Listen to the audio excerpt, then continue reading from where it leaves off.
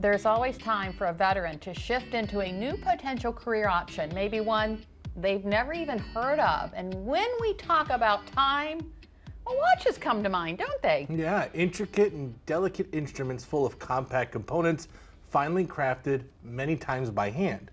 This skill can lead to an extremely rewarding line of work, skills that can be learned thanks to the Veterans Watchmaker Initiative.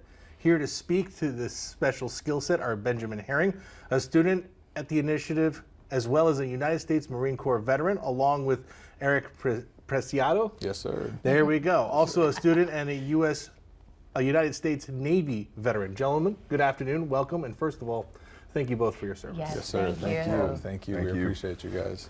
So tell me how this initiative got started. Oh man, I think this initiative dates back to, I believe, 2013. A gentleman by the name of Sam Cannon, who is our director now, had this idea to try to help veterans kind of repurpose and restructure themselves in a better light, meaning, you know, we see veterans that have mental health issues and they're struggling with things outside of the military. What can I do to kind of make that easy for them or make it applicable outside of the military? And the first thing that I think came to mind for him was watches, right? He had been, I believe himself, a watchmaking instructor with the NAWCC. Like the whole program was modeled after the old Bullivis School of Watchmaking, which was started at the end of World War II to give veterans coming back from the war an opportunity, like physical or mental issues that they were having, loss of limb, and give them a new purpose, give them a career that will actually was in great demand and still is today. That school shut down in the 90s, but Sam is essentially brought it back and established this school as in order to give veterans of today coming back from Iraq or Afghanistan the opportunity to learn about a career maybe they've not thought of, essentially. Oh yeah. So how did you guys get involved with the initiative? So I was in labor-intensive field. I did telecommunications actually, so climbing the towers, those guy wire towers that you guys see outside for like the broadcasting and stuff like that. And I got hurt. I wasn't on the tower, I was on the ground, and I hurt my lower back, and I had to do physical therapy for about 1.5 years. That happened to me, and I remember one day in my room, I was just kind of like struggling with, you know, my thoughts and, you know, what am I gonna do? How can I take care of my family moving forward? And there was a watch that my wife gave me. It's a wooden watch, and she gave it to me in 2016 before I deployed to the Middle East. I went on the 13th MEU, and it says, "Only time can tell how much I love you." And I was sitting in my room, and I just in the dark, and I looked at the watch, and I was like, I really want to know what's inside this watch. And just because of the Google algorithm and me being a veteran and me typing in watchmaking, the first school that popped up was Veterans Watchmaker Initiative. So you guys have a fundraising event happening in September. Can you tell us a little bit about that? Yeah, it's going to be Sinatra Under the Stars. It's going to be a musician performing old Sinatra songs. It'll be at the Bethany Tennis Club. It's on the September 24th around 4:30 p.m. It's on a Sunday. But there will be musical performance. There will also be like an auction. There'll be a lot of watches for auction, and the proceeds are going to go towards our organization, our school, plus maybe a select couple of others. I know that last year it was a big success, and now hopefully it's like we can draw in a larger crowd and see if we have more watches, so we just need more people. Oh yeah. And we'll get those people for you. Eric and Benjamin, thank you so much for coming in this afternoon and talking about it. Now that we've spoken to some of the students of the Veterans Watchmaker Initiative, we thought it would be a good idea to take us back to when Katie actually visited their workshop. We'll revisit that next when DelmarvaLife returns. Before the break, we introduced you to two hardworking students of the Veterans Watchmaker Initiative in Odessa. The school, started by Sam Cannon, teaches veterans the highly skilled art of watchmaking. For many students, it's given them a new sense of purpose. We actually had the pleasure of visiting this place last year, so let's throw it back on this Thursday to when DelmarvaLife's Katie Zarilli showed us the school. Former troops forging time.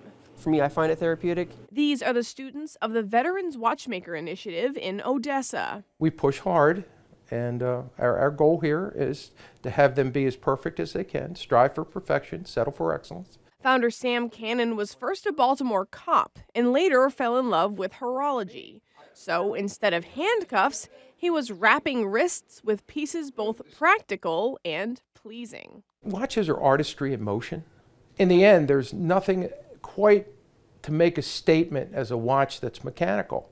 To hear that ticking, it's very personal. And being able to create these clicking compositions is a sacred skill, one that Sam desired to share with those who've served.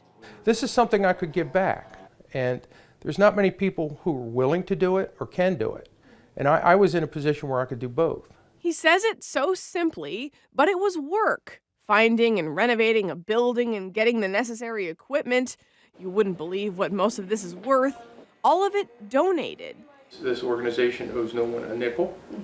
Sam refused to relent on his objective of offering this to veterans, especially those disabled, for free. You get over the fact that people tell you you're crazy and that this has got to be some kind of scam because you take no money and they get to go for free. How does this happen if they get to go for free? Well, it's a lot of begging, and it's okay. And you beg enough, they finally give you some money and you go away. He even secured a salary for senior instructor Don Morton. If you asked my family, they would have said, Don, teaching? And they just guttural laugh because they never thought I'd be that type of person. But there's something about horology that just gets me excited, and I want to pass that on. Don was in the Air Force for 10 years and then had a full-time career in industrial maintenance. His wonder for watches began when he was handed down his great-grandfather's pocket watch. He was a member of Sam's first ever class here at the Veterans Watchmaker Initiative and hasn't looked back. I fell in love with watches as I started working on them, especially the old watches. I've always been mechanically minded and loved how everything worked together. So I was super excited to be in the class. Current student Eric Preciado echoes that excitement. This is probably one of the best things that's happened to me in the 28 years of my life, and I wouldn't give it up for anything. An 8-year Navy vet, he credits this keepsake from his wife for his passion for timepieces. It's a wooden watch that I got before I deployed in 2016, and it's my favorite watch actually. All these fancy watches, and this is the one that I kind of go to, and it says, "Only time can tell how much I love you" on the back. And it was everything that I needed to kind of motivate me. I looked at that watch and I was sitting in the dark in my room and I was like, I want to know how that watch was made. He followed that fervor and found Sam's school. He came from Colorado and can't get enough. It's definitely infectious. His love for watches, Don's love for watches, it kind of rubs off on you and you're like, dang, I don't know what you're talking about, but this is the coolest thing I've ever seen in my life. And now I want to talk like you talk. Eric's on track to graduate next fall and has a job that's very likely lined up. But how he's benefiting extends far beyond building a career. But what it's done for me personally is the rehabilitation. Me going to behavioral health therapy for PTSD, me talking to the VA about, getting my feet cleared up. I had a heart attack in November. So it's, all these things are coming into play and I'm really having to kind of slow myself down, and what better job / program to slow myself down than watchmaking. When you're working on this specific piece, that's all that exists. Not trying to get super deep, but it's like your mortality doesn't exist. You're just there. There's not even a universe. It's you in that piece. 5-year Navy veteran Cameron Garish moved here from Maine. To have someone willing to take a chance on you, it means the world to me. Especially having tried, say, several different schools and being told, hey, it's cool that you've done all that. You're not good enough.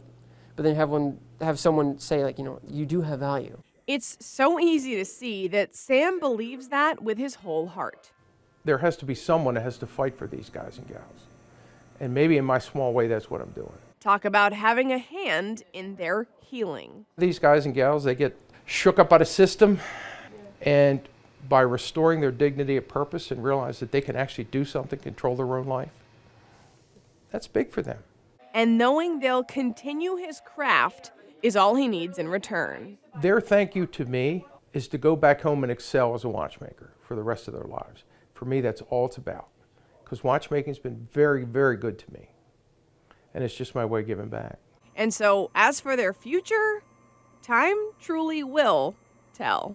The Veterans Watchmaker Initiative appreciates donations, so if you're interested in helping out, you can find a link on our website, DelmarvaLife.com. It's also awesome to now tie that into the gentleman that we met. Yeah, It's absolutely. awesome. That's a neat thing. Yes, it is.